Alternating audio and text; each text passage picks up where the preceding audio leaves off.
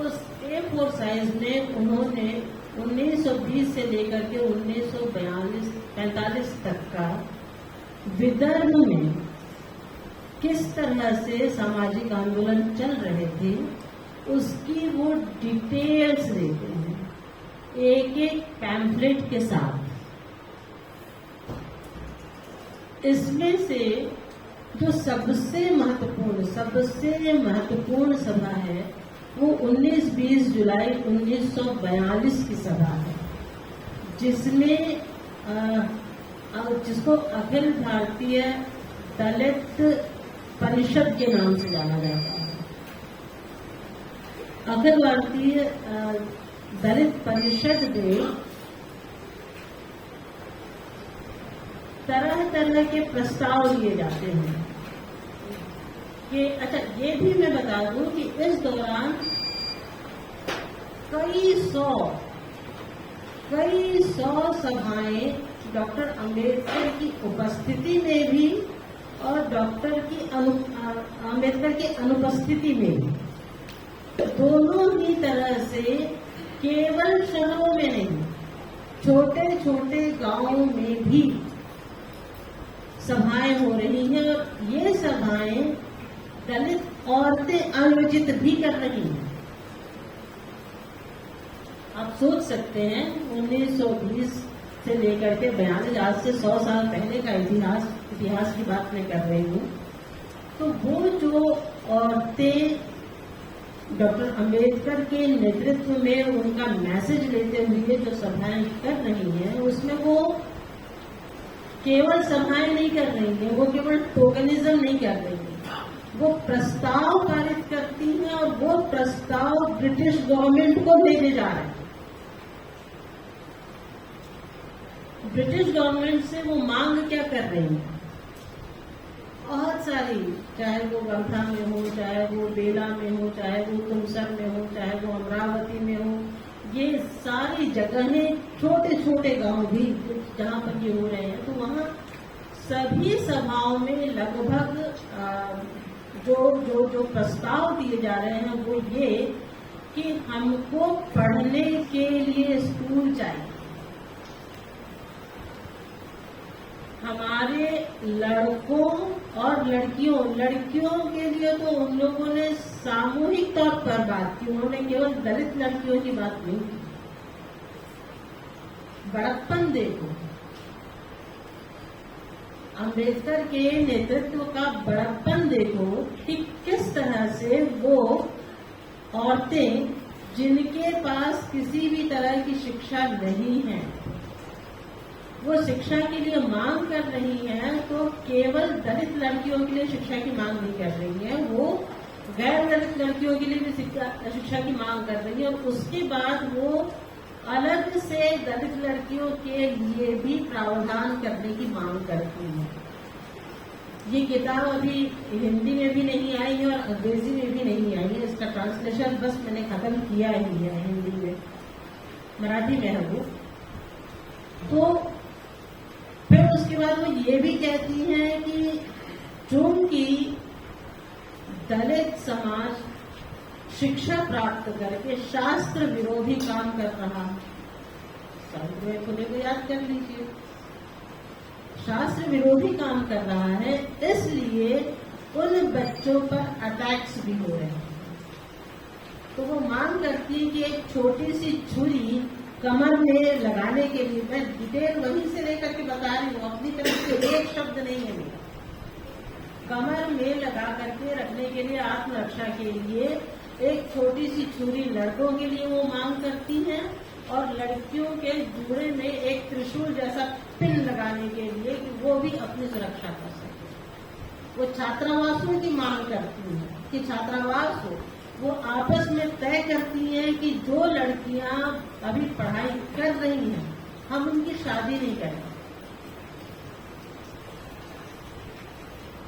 कितनी आधुनिकता के साथ वो चल रहे हैं। और जब मैं 1942 की बात करती हूँ तो 1942 में जिस तरह के प्रावधान वो पास कर रहे हैं, 1942 में जो दलित फेडरेशन हुआ, उसमें प्रस्ताव में सबसे पहला प्रस्ताव है क्रिप्स मिशन का अस्वीकरण। हमें नहीं चाहिए, क्योंकि वो हमने जैसी बात की थी उसको नहीं कर रहा है। दूसरा वो कहते हैं कि दलितों की सहमति मिलने के बाद ही संविधान निर्मित हो। एक बहुत बड़ी बात है कि संविधान किस तरह का हो, उसका स्ट्रक्चर क्या हो, वो इन आंदोलनों में होने वाले बहसों और उस पर पारित होने वाले प्रस्तावों के आधार पर हमारे सामने संविधान की एक शक्ल बनती हुई दिखाई देती है। फिर वो कहते हैं कि जितनी जो नया संविधान बने उसमें दलितों की प्राथमिक शिक्षा अवश्य उसका प्रावधान किया जाए। फिर वो कहते हैं कि दलितों का मंत्रिमंडल में प्रतिनिधित्व हो। अब आप प्रतिनिधित्व वर्ग आरक्षण को रख करके देखिए। मुझे बहुत आप लोगों को समझाने की जरूरत नहीं है। आरक्षण को जिस नजरिए से देखा जाता है, एक्चुअली वो मामला प्रतिनिधित्व का है कि हमारी यहाँ एकदम अनुपस्थिति है। बस कोई भी किसी भी देश का लोकतंत्र मजबूत तब होगा जब उस देश का प्रत्येक नागरिक उसमें अपनी सक्रियता से अपनी भूमिका अदा करेगा। इसके बाद वो मांग करते हैं कि इस संविधान में जो सरकारी नौकरियां होंगी उसमें भी दलितों का प्रतिनिधित्व होना चाहिए। कितनी बारीकी से हर छोटी छोटी जगहों पर वो अपनी उंगली रख रहे हैं, नब्ज पकड़ रहे हैं कि हमारा दमन कहाँ हो रहा है, कैसे हो रहा है। विधानमंडल और स्थानीय निकायों में प्रतिनिधित्व चाहिए। ये प्रस्ताव ब्रिटिश सरकार को जा रहे हैं।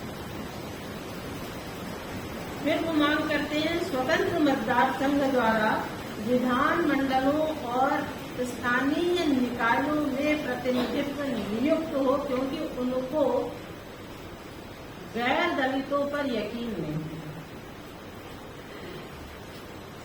उनको इस बात का यकीन नहीं है कि वो इनके साथ न्याय कर सकेंगे। फिर केंद्रीय एवं राज्य स्तर पर जो लोक सेवा आयोग है उसमें भी उचित प्रतिनिधित्व की बात वो करते हैं। कुछ 7-8 प्रस्ताव है उसमें चौथा प्रस्ताव है कि जो ग्रामीण प्रणाली पद्धति है वो पूरी तरह से परिवर्तित हो जाना चाहिए। याद करिए, डॉक्टर आम्बेडकर बार बार कहते हैं कि जो धर्म की रिजिडिटी है वो गांव मेंटेन करके रखते हैं। तो वो कहते हैं गांव को ही उद्ध्वस्त कर देना चाहिए, गांव को ही खत्म कर देना चाहिए। आप हिंदी के तमाम लेखकों कवियों में देखिए कि गांव के प्रति कितनी लुनाई के साथ, कितनी लोच के साथ, किस तरह का नॉस्टैल्जिक फीलिंग वो लेकर के आते हैं। और हमारे लिए गांव प्रताड़ना के केंद्र। फिर इसके बाद वो कहते हैं कि स्वतंत्र गांवों का निर्माण किया जाए दलितों के लिए। अस्पृश्य वर्ग के लिए जमीन का प्रावधान हो। और अब आप याद करिए, आरक्षण लेने वाले लोगों के लिए शर्त क्या है? शर्त ये है कि वो 1950 का कागज ला के दिखाएं कि वो कहाँ रहते थे और उनकी कहाँ जमीन है, कहाँ उनका पैतृक निवास है। जिसके पास किसी भी तरह की जमीन नहीं है वो क्या है, सीआरए और सीए है ना। अब ऐसे में वो कैसे लागू हो, जबकि आपका बहुलांश आज भी परेशान है। फिर उन्होंने ये भी प्रस्ताव रखा कि दलितों को जमीन खरीदने का अधिकार दिया जाए। अब इस पृष्ठभूमि में एक बात मैं और आप लोगों को बता दूं। पृष्ठभूमि बहुत महत्वपूर्ण है एक्चुअली, क्योंकि आपका संविधान जो जिस वर्तमान स्वरूप में है, ऐसा वो है क्यों? जब महात्मा गांधी जी की कॉल पर कांग्रेस की सदस्यता का अभियान छेड़ा गया था, तो विदर्भ ही क्यों, जो भी डॉक्टर अम्बेडकर के प्रभाव में थे, उनमें से बहुतों ने कांग्रेस की सदस्यता लेने से इनकार कर और न केवल इनकार किया, तो इनको इस बात पर बड़ी पीड़ा हुई कि गांधी जी की कॉल इस तरह से अनसुनी जाए। तो इन लोगों ने उन लोगों पर फिजिकल अटैक किए, जो चिन्हित हो गए, उनके घर जला दिए गए। अब उनमें से कुछ लोग, पता चल गया कि ये एकदम घटना शब्दशः उस किताब में लिखी हुई है, जैसे ही जला दिए गए तो वो सारे के सारे कहीं और जाकर के उन्होंने शरण ले ली। पता चल गया उन जलाने वालों को, ये हिंदू महासभा के सदस्य थे। उनको जब पता चल गया कि यहाँ रुके तो उसे चारों तरफ घेराबंदी कर दी। उनमें से एक व्यक्ति, क्योंकि वो थोड़ा स्ट्रैंड किस्म का था, तो उसने शाम के धुंधलके में साड़ी बांधी और लचकता हुआ शौच के लिए जाने के बहाने गांव से बाहर गया। बाहर जाकर के उसने दौड़ लगाई और पुलिस थाने तक पहुंची। पुलिस थाने से फोर्स आई, तब जाकर के ये लोग बच पाए। तो ये जो दो तरह का कांग्रेस में हिंदू महासभा के लोगों का शामिल होना, नरम दल, गरम दल, और उसी को यदि आप देखें तो बीजेपी में आज कौन है? कांग्रेस के पहले तो बीजेपी नहीं थी, बीजेपी का अस्तित्व तो बाद में आया। ऐसे कौन से लोग थे जिनकी कांग्रेस से इतनी असहमति बनी, और वो असहमति दिखाने की कुछ और है, भीतर के मामले कुछ और है। जब आपका संविधान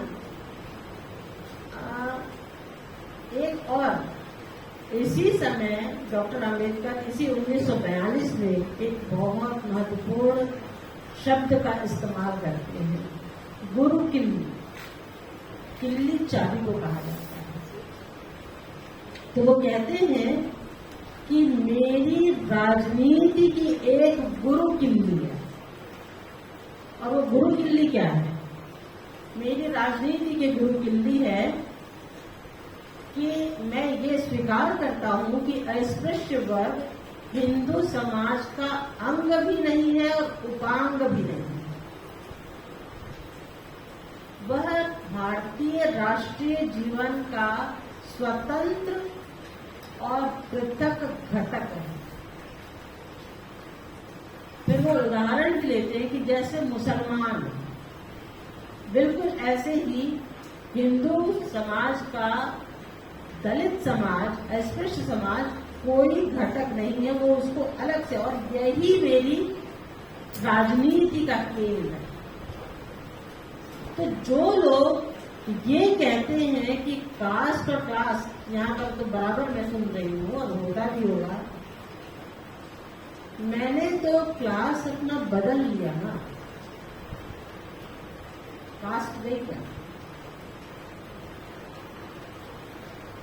जो कैलाश वानखेड़े बड़े कहानीकार हैं, जरूर पढ़िए। अभी हंस का जो अंक है वो उन्होंने ही संपादित किया है। कैलाश वानखेड़े की कहानियां आप लोग पढ़ेंगे तो आपको कास्टिज्म का वो महीन और झीना पर्दा गिरता हुआ नजर आएगा, जिसके बहाने से कास्टिज्म प्रैक्टिस किया जाता है। तो आप क्लास तो बदल सकते हैं, पर आप जिस भी कास्ट में हैं, कास्ट आप बदल नहीं सकते। यदि मान लीजिए ऑपरेशन घर वापसी के तहत किसी आदिवासी को हिंदू बनाया, तो वो है क्या? ब्राह्मण हो गया, क्या हो? तो ये सारे षड्यंत्र कैलाश वानखेड़े की कहानियों में बड़ी खूबसूरती से गुथे हुए हैं, बहुत बारीकी से। अब आपका संविधान आपसे कहता क्या है? आपके संविधान की उद्देशिका में वो कुछ न्याय की मांग करता है और कुछ स्वतंत्रता की मांग करता है। न्याय वो 3 प्रकार के बताता है, सामाजिक, आर्थिक और राजनीतिक। ये न्याय चाहिए, याद करिए हम भारत के लोग। सामाजिक, आर्थिक, न्याय। तो ये न्याय आदर्श के तौर पर तो बहुत खूबसूरत दिखाई दे रहा है, पर उसकी ग्राउंड रियलिटी क्या है? आज भी यदि शेड्यूल कास्ट, शेड्यूल ट्राइब की पोस्ट, सरकारी पोस्ट वैकेंट है, बैकलॉग है, तो जिम्मेदार कौन? किसके पास? ये समझती है। अच्छा, एक चीज और भी हम लोगों को ध्यान रखना चाहिए। बहुत सारी उम्मीदें दलित समाज से सामान्यतः लोग करते हैं। हमको तो पढ़ने लिखने का संवैधानिक अधिकार 50 नहीं मिला। उसके पहले कितने दलित पढ़े लिखे रहे थे? उनका भी एक अनुपात निकालना चाहिए, और उसके लिए भी एक सर्वे होना चाहिए कि उस समय कितने लोग पढ़े लिखे थे। एक सामाजिक न्याय के 50 वर्ष, एक किताब है प्रेमचंद पतंजलि की। उस किताब में एक छोटा सा वो फिगर, आंकड़े लेकर के बात करते हैं और बताते हैं कि 1935 में, ये किताब आप लोग जरूर पढ़ लीजिए, वो वाला हिस्सा जरूर पढ़ लीजिए, सामाजिक न्याय के 50 वर्ष।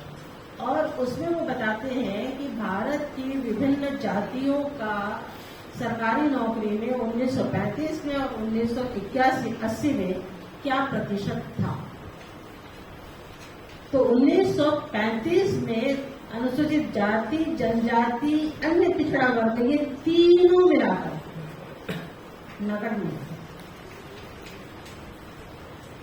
और 1935 का मतलब ब्रिटिश सरकार है। 1980 का मतलब भारत की सरकार है। उस समय आके ये तीनों 1%, जिसके पास शिक्षा नहीं है, जो किसी भी तरह के सरकारी नौकरियों में नहीं है, जिसके पास पॉलिसी मेकिंग पावर नहीं है, उससे क्या ये उम्मीद कर लेनी चाहिए कि जैसे ही आरक्षण मिला वो तुरंत ही अपने आप को अपलिफ्ट कर ले? Is this possible? और जब अब समझ में आ रहा है, तब जो स्थितियां बनी हैं, जिन धार्मिक भारत की जो स्थिति बनने में, मुझे कभी कभी बहुत शर्म आती है। मैं सोचती हूँ कि हमारी जो फर्स्ट कैपिटल थी, इतनी पढ़ी लिखी थी, किस तरह का संविधान दे करके उन्होंने भारत के लिए कौन से सपने देखे थे। और उस भारत में आज यदि कोई प्रधानमंत्री है तो वो हिंदू हृदय सम्राट होने की वजह से। क्या ये हमारे लिए परेशानी की बात नहीं होनी चाहिए? क्या हमने संविधान को एडॉप्ट किया है, चाहे वो कुर्सियों में हो? मेरे एकेडमिया ने ऐसा क्या किया कि आज ऐसी स्थिति, ऐसे दिन आ गए हैं? आपने अपने बचपन में जब सहायक क्या होता है, जो भी समाजशास्त्र टाइप की चीज पढ़ी होगी, समाज विज्ञान टाइप की चीज पढ़ी होगी, हिस्ट्री पढ़ी होगी, तो उसमें आर्य समाज, ब्रह्म समाज, है ना, प्रार्थना समाज, ये पढ़ा, सत्यशोधक समाज पढ़ा। क्यों सत्यशोधक समाज नहीं हुआ? क्यों ज्योतिबा फुले का आंदोलन, सावित्रीबाई फुले का आंदोलन, फातिमा शेख का आंदोलन हमारे सिलेबाई का हिस्सा नहीं बन सका? और चूंकि वो हिस्सा नहीं बन सका, तो हमारा जो सेंसिटाइजेशन है वो उसी तरह का निर्मित हुआ।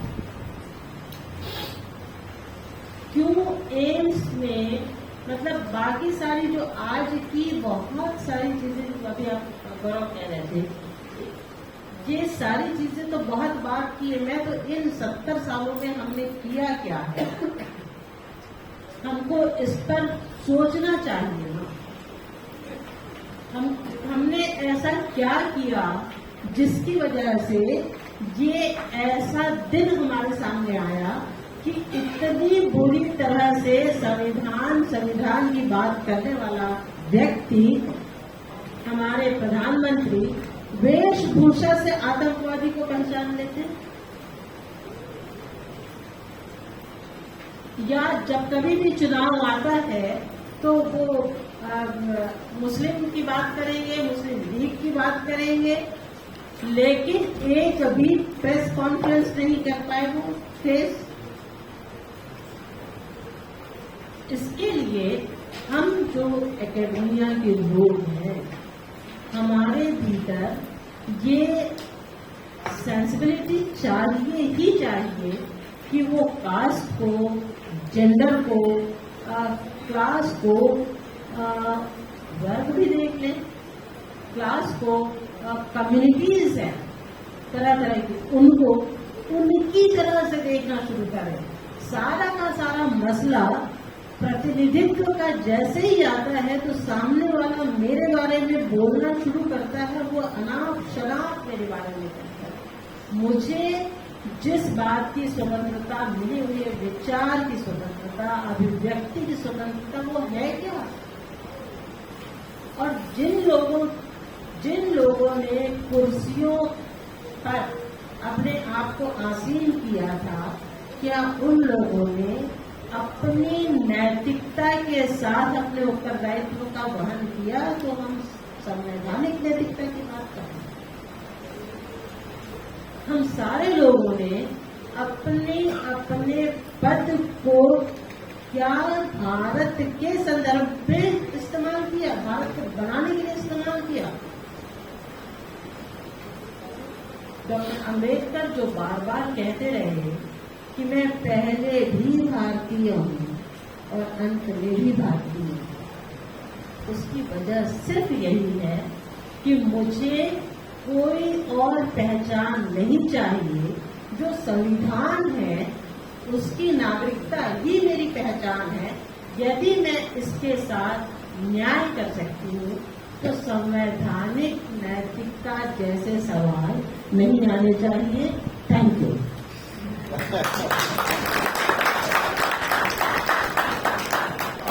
और मुझे जाने की इजाजत दीजिए क्योंकि मुझे नींद आई है। Thank you very much. Thank you so much ma'am. अभी हम प्रोफेसर एन सी कुमार से एक मेरे पास किताब है पर ये बेचने के लिए है। ये इतिहास, ये हमने सिद्धार्थ का ग्रेट त्याग, पता नहीं आप लोगों को कैसा बताया गया है, ये हमने बुद्धायन धर्मा के आधार पर तैयार किया। कॉमिक है, ये कॉमिक फॉर्म है।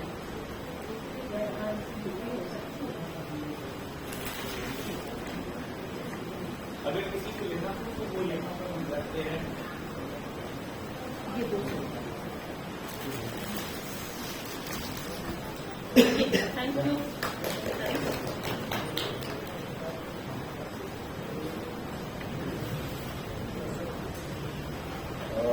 Well, thank you so much, friends. I mean,